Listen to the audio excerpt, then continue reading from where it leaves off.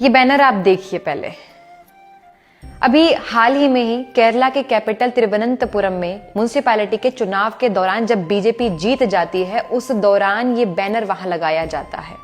और आपको सुनकर आश्चर्य होगा कि इस बैनर में जो लोग हैं वो लोग नहीं है या कार्यकर्ता नहीं है जिनके द्वारा चुनाव जीता गया है या जिताया गया है। ये वो लोग हैं जिन्होंने अपने प्राण त्यागे हैं पिछले 45 वर्ष में कम्युनिस्ट या एलडीएफ की सरकार रहते हुए। इनमें कुछ बीजेपी के कार्यकर्ता हैं, कुछ संघ आरएसएस के कार्यकर्ता हैं और कुछ देशभक्त या राष्ट्रभक्त हैं। मैं यहाँ किसी पार्टी के लिए नहीं खड़ी हुई हूँ, किसी के सपोर्ट में नहीं खड़ी हुई हूँ। मैं यहाँ ये बात इसलिए कर रही हूँ क्योंकि मैं एक देशभक्त हूँ, राष्ट्रभक्त हूँ और संघ के विचारों से बहुत अच्छे प्रकार से परिचित हूँ। बहुत आसान नहीं है केरला में काम करना। मैं यहाँ खड़े होकर यूं ही नहीं बात कर रही हूँ, मेरी उन लोगों से बात होती है। वो कहते हैं कि दीदी यहाँ काम करना इतना मुश्किल है, या देशभक्ति की या राष्ट्रभक्ति की केवल बात करना ही बहुत मुश्किल हो जाता है। और आपको सुनकर आश्चर्य होगा कि जो केरला के सीएम है पिनरई विजयन, उनके ऊपर एक मर्डर का चार्ज था, एक संघ के कार्यकर्ता के मर्डर के चार्ज में वो फंसे हुए थे।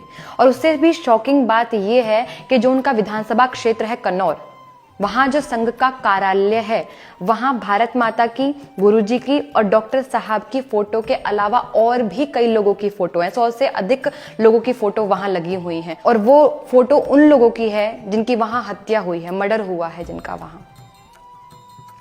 बहुत मुश्किल है वहां काम करना। और मुझे लगता है कि जो ये कमल खिला है वहां, ये कोई कीचड़ का कमल नहीं है, ये ऐसे देशभक्तों के रक्त से कमल खिला हुआ है।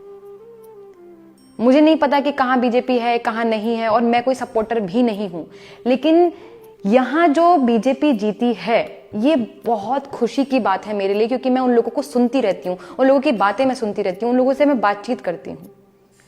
तो केवल मेरी बात पर मत ध्यान दीजिए। आपको भी जो लगता है, जब हम कहते हैं कि Kerala is equals to 100% literacy, तो कैसी लिटरेसी, उसको पढ़िए, जानिए, समझिए। नमस्ते, जय श्री राम।